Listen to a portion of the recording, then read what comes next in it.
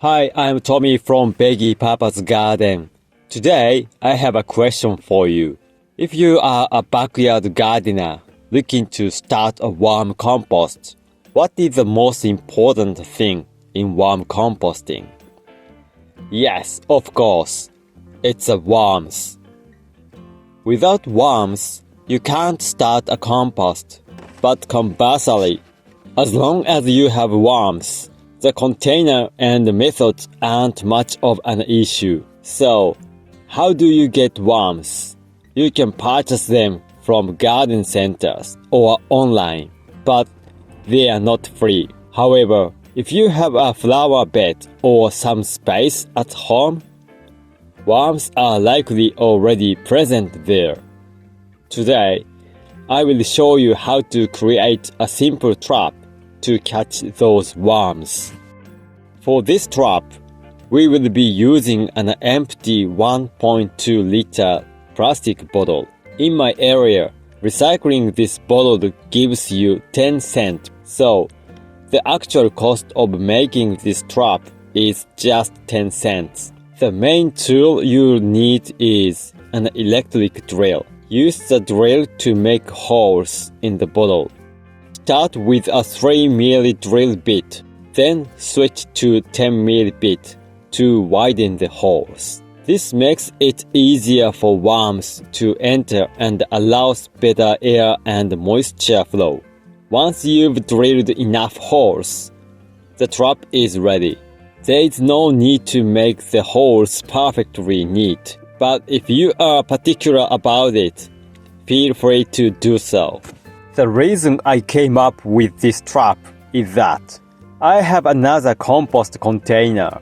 I put holes in it, placed it in my garden, and put vegetable scraps inside. Then I left it for a while.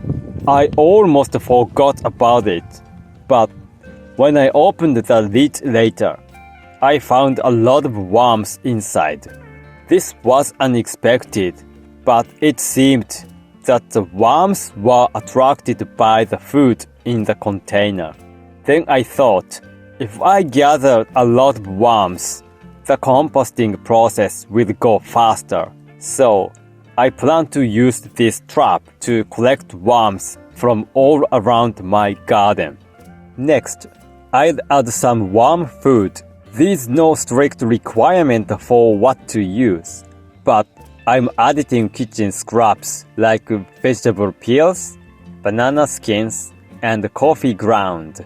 Since the bottle opening is small, chop the vegetable scraps finely before adding them.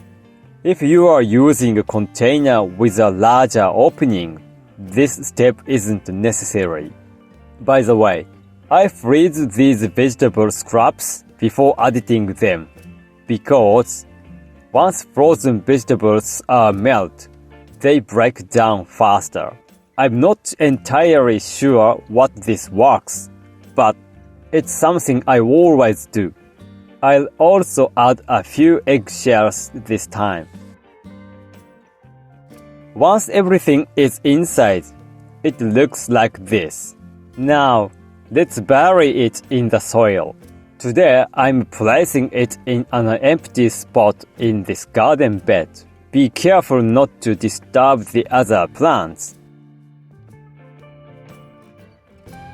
After digging, place the bottle gently at the bottom of the hole without the cap and cover it thoroughly with soil to keep wild animals and birds from finding it.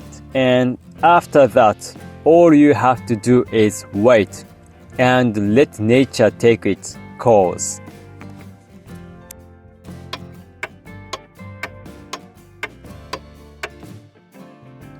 It's been a month since then. Let's dig in and see what happened. I'd like you to pay attention to the size of the soil here. Even though it rained this morning, when I dug a little bit, the soil inside was dry. Does this mean the rainwater didn't soak in, and the soil doesn't have any water retention? I see a problem. When I buried it, the container was full, but now it's almost empty. Just looking at it isn't enough, so let's take it out and see what's inside.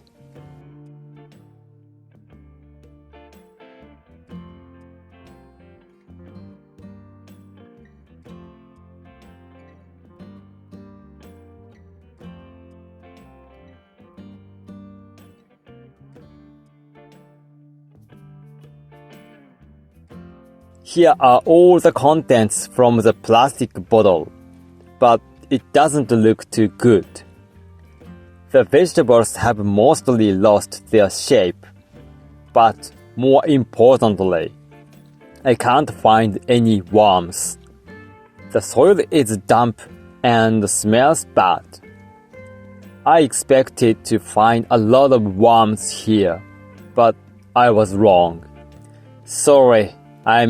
This experiment is a failure. There are a few possible reasons why it failed. One reason is that the surrounding soil didn't have enough moisture. Because of that, the worms might not have been able to move into it.